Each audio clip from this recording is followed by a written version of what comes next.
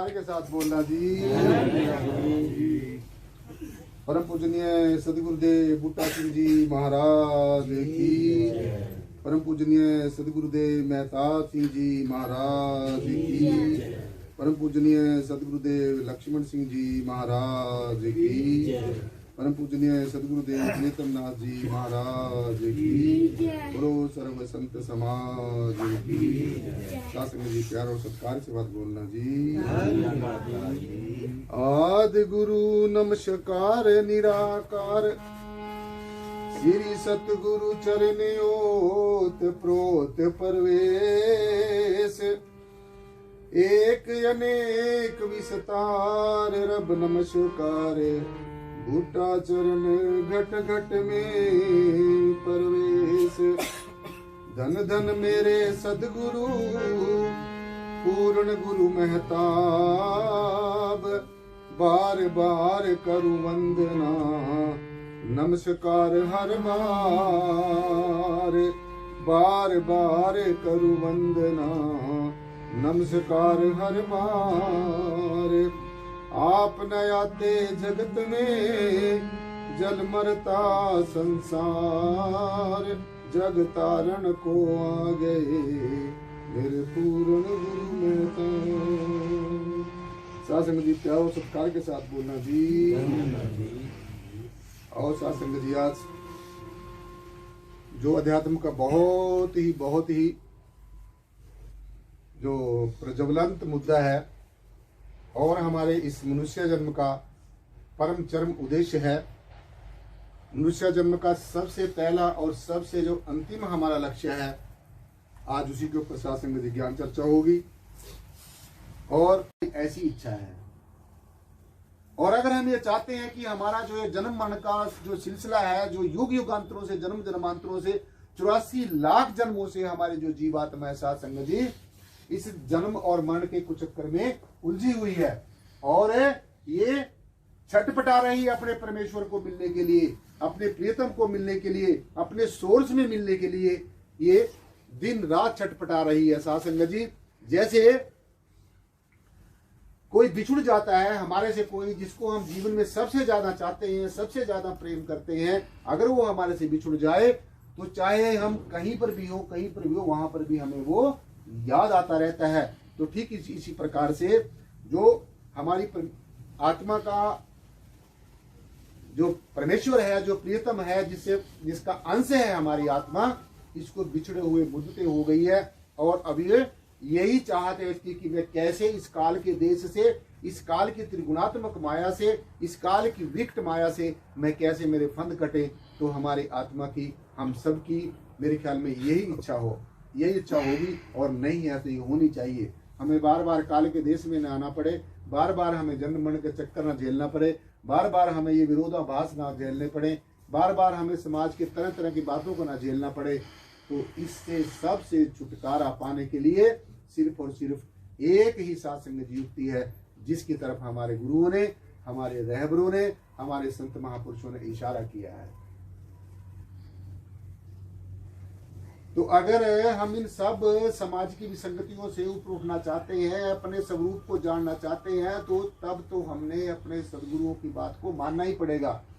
ये एक सात्संग जी अलग बात है, और मैं तो ये कहूंगा कि ये अज्ञानता है जीव की, कि जिस भी धर्म में, जिस भी जाति में किसी संत महापुरुष ने जन्म लिया है, तो उस जाति के लोग यही समझ के बैठ जाते हैं कि बस ये तो हमारा ही गुरु है, या उसी धर्म के लोग ये समझ बैठते हैं कि बस ये तो हमारा ही गुरु है। ऐसा नहीं होता। जैसे एक डॉक्टर होता है, एक डॉक्टर की जो दवाई होती है वो सबके लिए एक बराबर होती है, ठीक इसी प्रकार से संतों महापुरुषों की, विशेषकर जो तत्वदर्शी संत हुए हैं, जो ब्रह्मज्ञानी संत हुए हैं, जो आत्मवेता संत हुए हैं, उन्होंने जो संदेश दिया है, उन्होंने जो ज्ञान रूपी औषधि दी है, उन्हें जो नाम रूपी औषधि दी है, वो सारी की सारी समूची मानवता को दी है।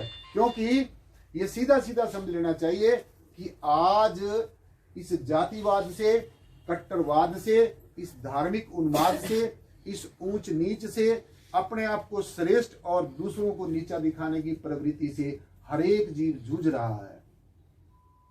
अगर इससे हम छुटकारा पाना चाहते हैं, इन मुसीबतों से इन विषम परिस्थितियों से हम निजात पाना चाहते हैं साथ संगत जी, तो हमने अपने संतों महापुरुषों की बात को मानना होगा। ये हमने भली भांति समझ लेना चाहिए।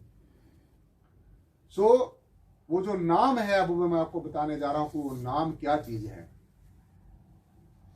तो एक तो वर्णात्मक नाम, दूसरा धुनात्मक नाम। वर्णात्मक नाम का मतलब क्या होता है, ये भली भांति समझ लो। वर्णात्मक नाम का मतलब होता है जो नाम, ऐसा नाम, ऐसी बात, ऐसा शब्द जो हमारे बोलने में आता है, जो हमारे पढ़ने में आता है, जो हमारे लिखने में आता है, जो हमारे सुनने में आता है, जो हमारे देखने में आता है। तो ये सारे का सारा क्या है, ये वर्णात्मक नाम। क्या है, वर्णात्मक नाम, जो चीज वर्णन करने में आती है। तो अगर आप ऐसे नाम के साथ जुड़ रहे हैं, जैसे मैं आपको उदाहरण के तौर पे बताना चाहूंगा, जैसे हम किसी भी संत महापुरुष की शरण में जाते हैं तो हमें एक वो वर्णात्मक नाम दे देता है। चाहे वो नाम हमारा 5 शब्दों का है, चाहे वो 7 शब्दों का है, चाहे वो 3 शब्दों का है, चाहे वो 2 शब्दों का है, लेकिन ये हमने भली बात ही समझ लेना चाहिए कि परमात्मा ना 7 है, ना 5 है, ना 3 है, ना 2 है। परमात्मा कितने हैं, एक है। इसीलिए कहा है कि एक को एक, एक प्रभु आप, पूर्ण पूर्ण है प्रभु आप, एक ही परमेश्वर, एक ही परम तत्व, एक ही मालिक कुल परमात्मा। इस सारे के सारे साम्राज्य में, इस सारी अपनी सल्तनत में, इस सारी की सारी प्रकृति में, क्रिएशन में एक ही परमेश्वर तरह तरह के रूपों में समाया हुआ है। तो ये अच्छी तरीके से हमने समझ लेना है। तो वर्णात्मक नाम जो इंद्रियों से ग्रहण किया जाता है, इसी के सहारे नहीं बैठे रहना है। जो आपको संत महापुरुष नाम दे देते हैं, शब्द दे देते हैं, चाहे वो कितने शब्दों का मैंने आपको बताया, तो ये हमारा एक जरिया होता है। क्योंकि जब हम संत की शरण में जाते हैं तो हमें टिकाने के लिए वो कुछ ना कुछ कोई मंत्र दे देता है। सो जैसे एक किसान होता है, हमारे किसान भाई है, जैसे बीज जो बीजते हैं अपने खेतों में, जैसे बीज बीज दिया, कुछ दिनों के बाद में क्या होता है, वो किसान उसकी परवरिश करता है, अपनी देख रेख करता है, समय पे पानी देता है, खाद डालता है, और भी जितना उसमें से खरपतवार है उसको साफ करता है। तो एक दिन ऐसा होता है, जो प्रकृति की अपनी नियमानुसार साथ संगत जी, वो जो हम बीज बीजते हैं, कोई भी अमुक बीज हम कोई भी लेने चाहे, तो एक दिन उसमें से क्या होता है, अंकुर फूट जाता है। ये प्रकृति की बात आपको बता रहा हूं। उसमें से क्या होता है, बीज में से क्या हो जाता है, अंकुर फूट जाता है। और वो अंकुर फिर दिन प्रतिदिन बढ़ता रहता है, और एक दिन को ऐसा होता है कि पूरे का पूरा विशाल पेड़ बन जाता है, पौधा बन जाता है, वृक्ष बन जाता है। तो ठीक इसी प्रकार से ये सारे का सारा यूनिवर्स है, ये सारे का सारा ब्रह्मांड है, ये सारे का सारा परमेश्वर की जो सल्तनत है, जो सारा का सारा साम्राज्य है, ये भी आत्मा रूपी बीज के अंदर समाया हुआ है। ये भी परम तत्व के अंदर समाया हुआ है। साकार के अंदर निराकार है, निराकार के अंदर साकार है, सगुण के अंदर निर्गुण है, निर्गुण के अंदर सगुण है, प्रकृति के अंदर पुरुष है, पुरुष के अंदर प्रकृति है, रचना करने वाले के अंदर रचना करने वाला है, और रचना के अंदर रचना करने वाला है, रचना करने वाले के अंदर सारी रचना है, देखने वाले के अंदर दृष्टा है, और दृष्टा के अंदर देखने वाला है, दृश्य के अंदर दृष्टा है, और दृष्टा के अंदर दृश्य है। यानी कि देखने वाले के अंदर ये दिखने वाला है, और जो दिखने वाला है ये देखने वाले के अंदर है।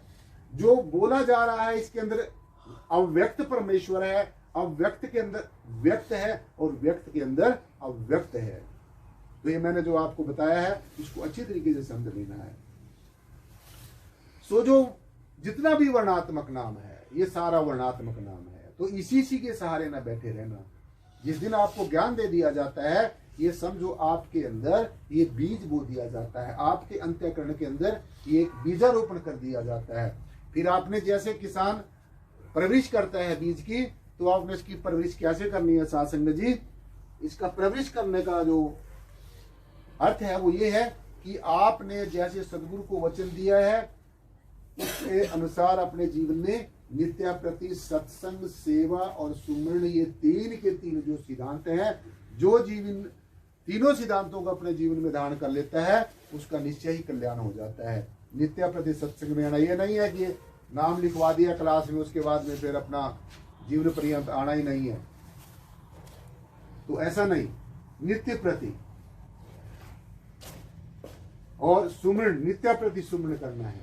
जैसे हम अपने शरीर को तरोताजा रखने के लिए भोजन आदि करते हैं, साथ संग जी तरह तरह के व्यंजन खाते हैं, तो आत्मा के लिए, अपनी रूह के लिए, अपने चंचल और चलायमान मन के लिए हमने परमेश्वर की बंदगी करना, खुदा की इबादत करना, सुमरण करना, परमेश्वर को ध्यान करना, याद करना, सदगुरु को याद करना, ये बहुत ही ज्यादा जरूरी है, अति जरूरी है, बहुत ही ज्यादा जरूरी है। सो अब जो दूसरा जो पार्ट है साथ संगत जी हमारे आध्यात्मिक जगत का, अब आपने उसको ध्यान से सुनना है और वो बहुत ही इंपॉर्टेंट एस्पेक्ट है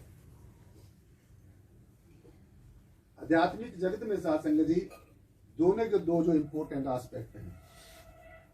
अब दूसरा आध्यात्मिक जगत का इंपॉर्टेंट एस्पेक्ट जो है उसके बारे में ध्यान से सुनना है। पहला मैंने बताया आपको कौन सा नाम है, वर्णात्मक नाम। अब जो सबसे the most important aspect of the spiritualism, जो अध्यात्म का दूसरा जो भाग है, जो दूसरा जो एस्पेक्ट है, जो दूसरा पहलू है, वो ध्यान से सुनना है, जिसको हमारे जीवन में ध्यान करना बहुत ज्यादा जरूरी है। दूसरा कौन सा नाम है, धुनात्मक नाम। अब ये धुनात्मक नाम क्या होता है, इसके बारे में अच्छी तरीके से समझ लेना है। धुनात्मक नाम का मतलब होता है हमारे अंतर में, हमारे अंदर, जैसे हमारे जो जय साहब है ये हारमोनियम बजा रहे हैं, ढोलक बजा रहे हैं, हम जितने भी ये जो साज आवाज बाहर के बजाते हैं साथ संगत जी, इसको हम हाथ से बजाते हैं। इसमें से क्या होता है, एक आवाज निकलती है, लेकिन ये आवाज जिस समय हम इंस्ट्रूमेंट को छोड़ देते हैं आवाज बंद हो जाती है। और एक आवाज ऐसी है हमारे अपने अंतःकरण में, हमारे अंदर में, हमारे नित्य प्रति हिलोरे ले रही है, हर समय बज रही है, हर समय गुंजायमान है, हर समय जो है साथ संगत जी हमारा जो ये दिव्य जिसको हम शब्द धुन कहते हैं, शब्द के अंदर से निकली हुई एक धुन, शब्द के अंदर से निकली हुई एक आवाज, शब्द के अंदर से निकला हुआ एक संगीत, ये सबसे इंपॉर्टेंट है। तो इसको ध्यान में बैठकर सुनना बहुत ही जरूरी है। और आपको मैं बड़ी स्पष्ट तौर से बात बताऊं कि भजन का असली मतलब क्या होता है। भजन का असली मतलब भी यही होता है कि जो ये शब्द धुन है, जो ये अनहद शब्द है, जो ये इलाही फरमान है, जो ये हमारे आत्मिक मंडलों का राग है, जो ये परमात्मा के घर से निकली हुई एक आवाज है, जो परमेश्वर के घर से निकली हुई एक धुन है, एक सुरीली धुन है, एक मनमोहक धुन है, इसको ध्यान में बैठकर सुनना सबसे उत्तम, सबसे श्रेष्ठ अध्यात्म में यही बात है।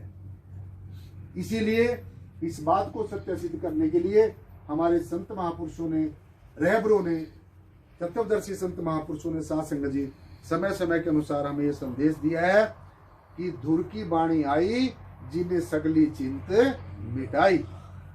अब आप ये ज्ञान की दृष्टि से और विवेक से थोड़ा विचार करके देखिए, ज्ञान की दृष्टि से, थोड़ा विवेक की दृष्टि से विचार करके देखिए कि वो वाणी कौन सी है।